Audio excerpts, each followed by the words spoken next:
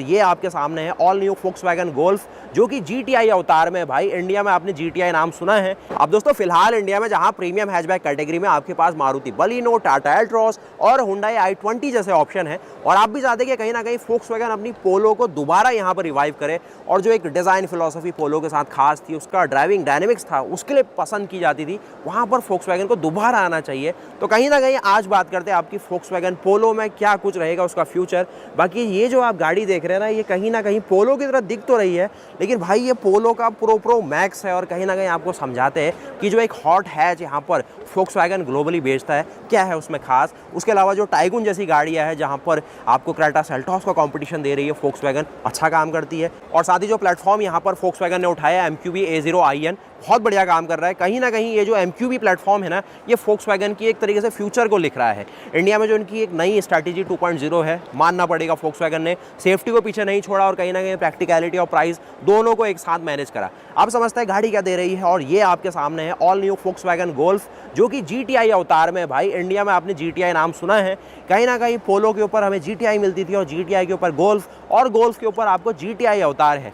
2000 CC का turbo petrol का option है। बाकी जो डिज़ाइन सेंस है ना, कहीं ना कहीं जो पोलो आपको 7 जनरेशन ग्लोबली मिलती है, इससे पहले भी एक अपडेट मैंने आपको दिया है, लेकिन उस अपडेट और आज की वीडियो के बीच में एक और अपडेट आ गया, वो गाड़ी आपके सामने पेश करता हूँ। बाकी इस गाड़ी का डिज़ाइन देखो, इस तरीके के यहाँ पर आप देखिए की फॉब, क्या पियानो फिनिश, मतलब जो पियानो आप देख रहे हैं ना, ऐसा नहीं है कि 1-2 महीने में आपको यहाँ पर मेंटेनेंस करवानी पड़ेगी। बहुत ही फाइन फिनिश, कुछ यहाँ पर स्टेनलेस स्टील का यूज़ किया गया और प्रॉपर डिज़ाइन सिंपल रखा गया है। उसके अलावा पीछे आपको फोक्सवैगन का लोगो, और ये जो गाड़ी का डिज़ाइन है अल्टीमेट, एक मेड इन जर्मनी कार है। और कहीं ना कहीं कुछ हिस्सों में आपको यहाँ पर चाइना में भी इसका मैन्युफैक्चरिंग होते हुए मिलेगी, जो कि फोक्सवैगन वहाँ पर अपने प्लांट सेटअप करके बैठा हुआ है। गाड़ी की देखिए फंक्शनैलिटी, लॉक का फंक्शन बेसिक ही रखा गया है। उसके अलावा अनलॉक करना है तो गाड़ी अपने देखिए ओआरवीएम को किस तरीके से वेलकम फंक्शन के तौर पे आपके सामने ओपन करती है, यही इसकी सबसे ज़्यादा खास बात है। आप चलिए गाड़ी के फ्रंट के लुक में, और कहीं ना कहीं जो 7 जनरेशन पोलो, 7वीं जनरेशन पोलो की बात कर रहा हूँ, इंडिया में 5th जनरेशन पोलो आपने देख ली,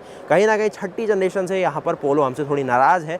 और कहीं ना कहीं एक तरीके से जो हमें 2010 में शानदार गाड़ी फोक्सवैगन के शोरूम में दिखती थी, अब वो कहीं ना कहीं चाहते हैं कि भाई आना चाहिए, और एक सेफ़ और एक सिक्योर राइड के साथ ही एक शानदार लुक वाली गाड़ी भी मिल जाए। और साथ ही गाड़ी में अगर आप हेडलैम्प के यूज़ को देखें तो हेडलैम्प प्रॉपर एक तरीके से ना एग्रेसिव फ्रंट में बनाए गए हैं। फ्रंट में देखिए यहाँ पर फोक्सवैगन का बहुत ही बड़ा लोगो, जो कि बताता है कि भाई फोक्सवैगन की ही कार है। यहाँ पर आपको GTI की बैजिंग, कुछ यहाँ पर आपको सारे के सारे फंक्शनिंग जो कि इस प्रकार मिलने वाले। बाकी कुछ और चीज़ें देखेंगे तो यहाँ पर आपको बाई फंक्शन DRL मिलेंगे। नीचे फॉग लैम्प के नाम पर कुछ और यहाँ पर चीज़ें ऑफर की तो गई हैं, जो कि कुछ इस प्रकार मिलने वाली हैं। बाकी गाड़ी का जो फ्रंट का अप्रोच एंगल, डिपार्चर एंगल और ये सारी चीज़ें ना, ये यहाँ पर नहीं बातचीत की जाएगी, क्योंकि ये एक प्रॉपर ना हॉट हैचबैक है। Hot hatchback in the sense ये है कि ये गाड़ी चाहे तो भैया रेस ट्रैक में भी चलाई जा सकती है, जहाँ पर पावर जो 200 हॉर्स पावर से ऊपर की निकाल के दे रही है। 2 लीटर का टर्बो पेट्रोल का ऑप्शन, कुछ ही देखेंगे ADAS के फंक्शन भी यहाँ पर दिए गए। अब इस गाड़ी का 245 bhp का होना, 370 Nm का टॉर्क देना और 2 लीटर का टर्बो पेट्रोल का ऑप्शन देना अपने में ही अलग चीज़ बताता है। बाकी गाड़ी का साइज़ डायमेंशन ये देख लो, ये सारे इसके पावर और ये टॉर्क की बातचीत, उसके साथ ही ये इसकी सारी लंबाई चौड़ाई है। लंबाई चौड़ाई से याद आया, करीब 4.3 मीटर लंबी गाड़ी जो सेल्टॉस और क्रेटा है उसके ही सेगमेंट में बनी हुई है, जो आपकी नई वाली एक तरीके से पोलो है 7 जनरेशन, जो कि ग्लोबली अगर सोचा जाए तो i20 से ही कम्पीट करती है। आपको दिखाता हूँ बाकी यह कहानी है। और ये जो गोल्फ पोलो है, ये तो मतलब दिखने से ही एक अल्टीमेट चीज़ लग रही है। बाकी ग्राउंड क्लियरेंस ज़्यादा नहीं है, 130 mm के आसपास ही है, और आगे से गाड़ी बिल्कुल सेडान नहीं लगती है। इसके बहुत सारे वर्जन आते हैं और एक गोल्फ को स्पेशली ऐसे बनाया जाता है। बाकी यहाँ पर इनकी टी क्रॉस और टाइगुन है, जिसकी वीडियो मैंने बनाई हुई है। उसके अलावा विंडशील्ड का एरिया बहुत ही बड़ा, कुछ यहाँ पर आपको GTI की बैजिंग, यहाँ पर देखेंगे एक प्रॉपर एक फोल्डेबल ORVM जो कि इस तरीके से आपकी वेलकम करने वाला, देख सकते हैं किस तरीके से फोल्ड होता है। हल्का सा टाइम लेता है लेकिन एक प्रॉपर फंक्शनिंग देगा।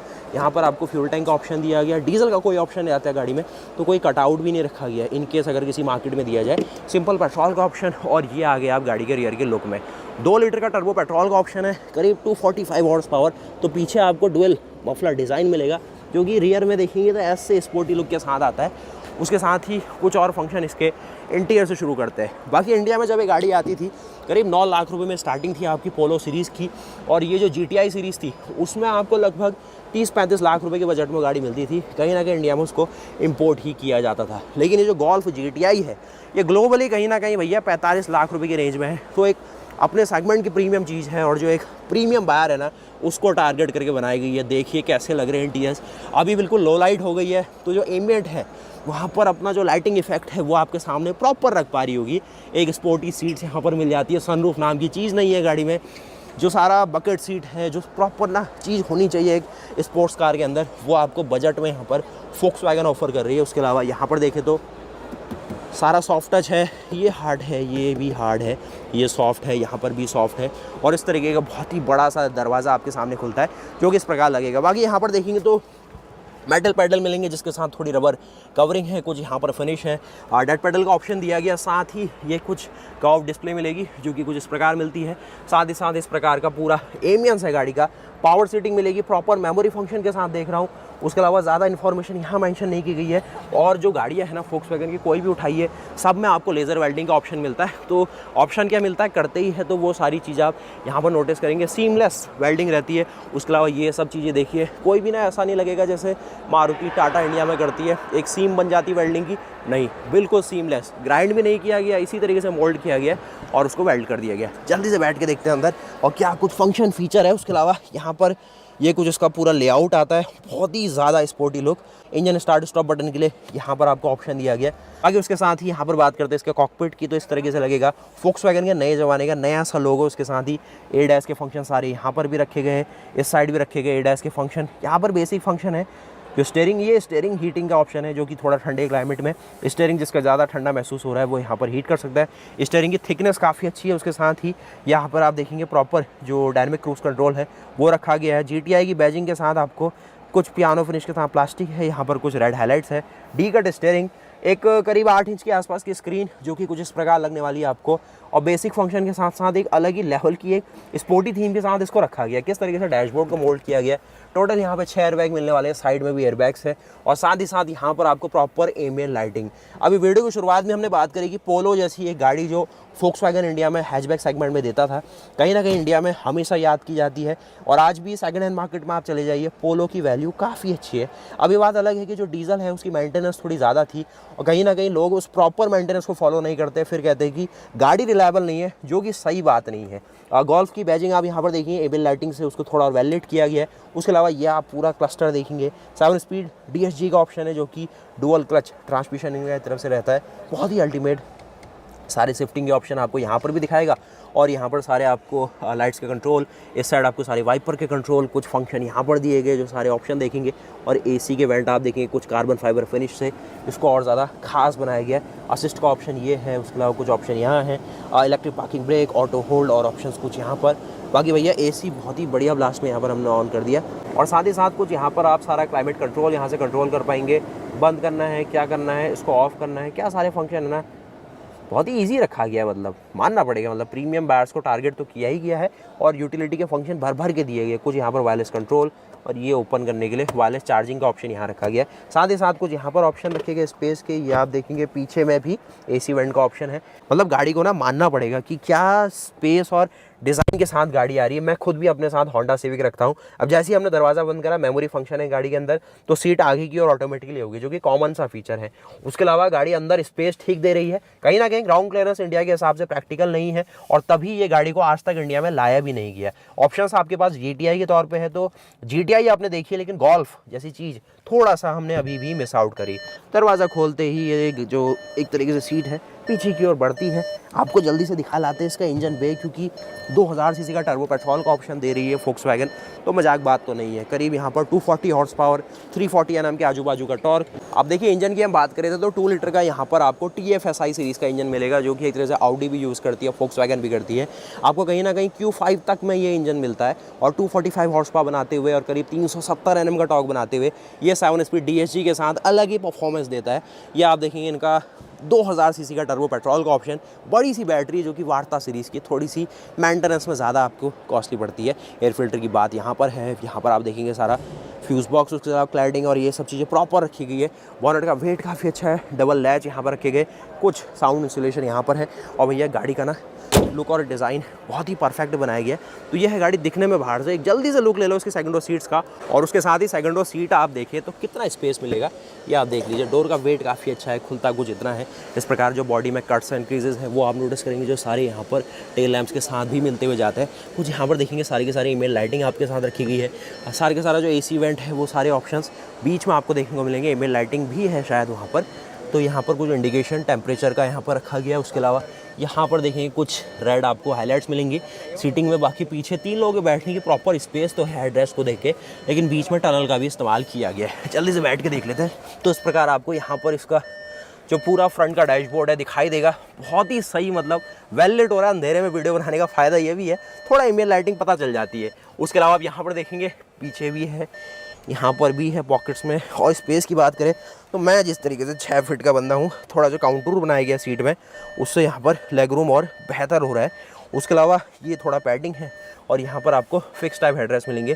तो जो लोग कहते हैं कि थोड़ा सा ये चीज़ मास मार्केट कार में सस्ती गाड़ी में होता है, तो ऐसा नहीं है। प्रीमियम कार्स भी जब ज़्यादा ही प्रीमियम हो जाती है तो ये चीज़ दोबारा देने लग जाती है। उसके अलावा यहाँ पर हेडरेस्ट देखेंगे, साथ ही साथ यहाँ पर आपको कुछ रीडिंग लैम्प मिल जाते हैं जो कि भैया प्रॉक्सिमिटी सेंसर के साथ है। इंटेंसिटी भी इनकी कम ज़्यादा हो रही है। तो ये सब चीज़ें हैं। बाकी उसके अलावा डोर को बंद करें तो ये भैया थर्ड है, मतलब अल्टीमेट चीज़ है। कहीं ना कहीं 40-45 लाख रुपए, ये तो करेंसी कन्वर्जन की बात है। और जो लोग आपसे कह रहे हैं ना 20-25 लाख रुपए में गाड़ी आएगी, पॉसिबल ही नहीं है। पोलो भी अभी 7 जनरेशन को अगर फोक्सवैगन एज इट इज़ लाने बैठे CBU तो वो भी 25 लाख रुपए की पड़ेगी। जो 8वीं जनरेशन है उसमें उसके प्लेटफॉर्म को थोड़ा सा छोटा बनाना पड़ेगा, जो कि पॉसिबल उनके लिए भी नहीं है, क्योंकि उनका खुला स्टेटमेंट है कि हम ना ज़्यादातर प्रीमियम कार्स को बेचना चाहते हैं इंडिया में। और जो एक मास मार्केट कार जैसे पोलो है 8 लाख 10 लाख वाली सेगमेंट, वहाँ पर हम ज़्यादा ध्यान देना ही नहीं चाहते हैं।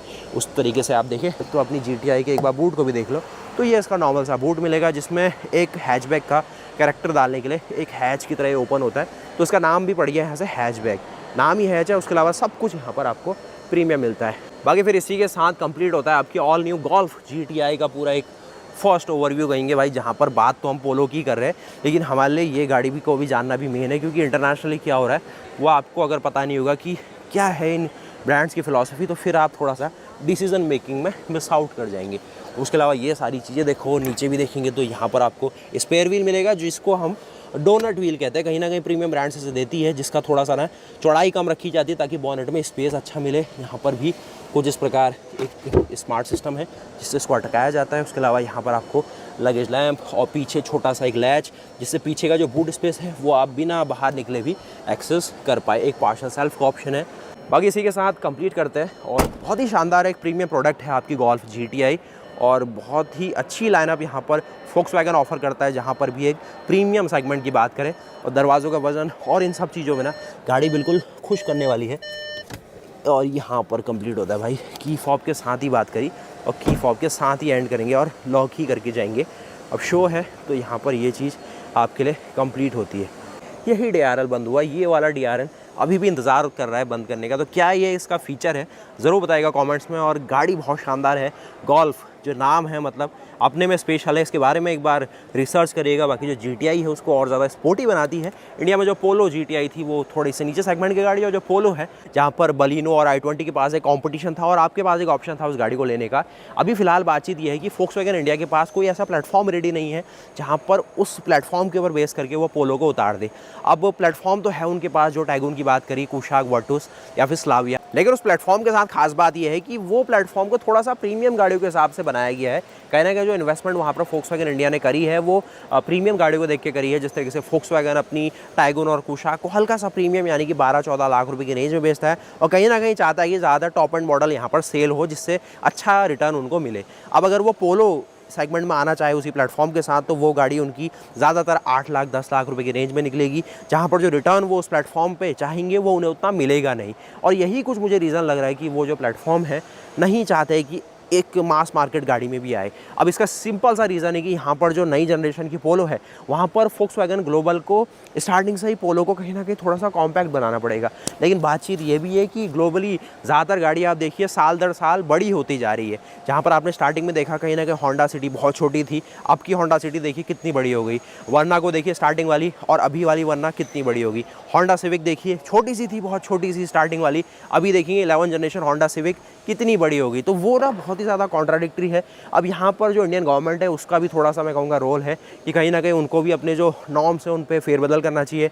मैं ये चाहूँगा कि उनको जो एक तरीके से टैक्सेस है ना लंबाई, चौड़ाई, ऊंचाई और इंजन कैपेसिटी के ऊपर नहीं लगानी चाहिए, क्योंकि वहाँ पर कंपनियाँ इतनी शातिर है वो टर्बोचार्ज इंजन डाल देगी।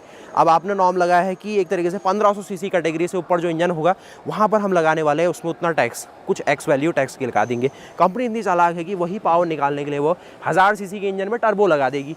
तो सीसी तो वही रहा, लेकिन भाई फ्यूल ज़्यादा बर्न हो रहा है, टर्बो चार्जर लगाया तो हवा ज़्यादा ही जा रही है, और कहीं ना कहीं जो एनवायरनमेंट को इम्पैक्ट पहुंच रहा है वो सीसी से नहीं पहुंच रहा है, वो पहुंच रहा है कितना जो CO2 इमिशन है वो एनवायरनमेंट में हुआ है। तो मैं यही कहना चाहूँगा कि गाड़ी पर किलोमीटर कितना CO2 इमिट कर रही है उसके हिसाब से टैक्स लगना चाहिए।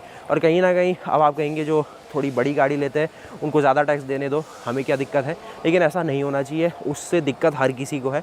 तो कहीं ना कहीं कंपनियों को, सरकारों को सोचना चाहिए कि टैक्स को किस तरीके से चेंज किया जाए, उसके स्ट्रक्चर को, और पर किलोमीटर कितना इमिट कर रही है आपकी CO2 गाड़ी उसके हिसाब से टैक्स लगाओ, तो छोटी गाड़ी को राहत मिलेगी। तो वीडियो को लाइक कर दीजिएगा, और गोल्फ GTI देख के पसंद आई तो वीडियो को लाइक करना, होने को हम सबके बजट से थोड़ी बाहर है, क्योंकि इसी प्राइस सेगमेंट में हमारे पास ऑडी और मर्सिडीज जैसा सेगमेंट ऑलवेज ओपन है, जहाँ पर आपको अच्छी वारंटी और सेल्स सपोर्ट भी मिल जाएगा। बाकी वीडियो को लाइक करना, चैनल को सब्सक्राइब करना, बताइएगा कैसा लगा ये पूरा शो, जहाँ पर इंडोनेशिया की इस धरती में भाई दुनिया भर की कंपनियाँ आके अपना इंटरनेशनल मोटर शो ही बना के बैठी हुई है। बाकी वीडियो को लाइक करना, चैनल को सब्सक्राइब करना, मिलते हैं फिर ऐसी और नई वीडियोस के साथ। तब तक के लिए जय हिंद, जय भारत। सारी लाइनअप कवर करेंगे आपके लिए और वीडियोस बना के आपको अपडेट रखेंगे। मिलते हैं फिर नई वीडियोस के साथ, तब तक के लिए जय हिंद, जय भारत, वंदे मातरम, गुड बाय।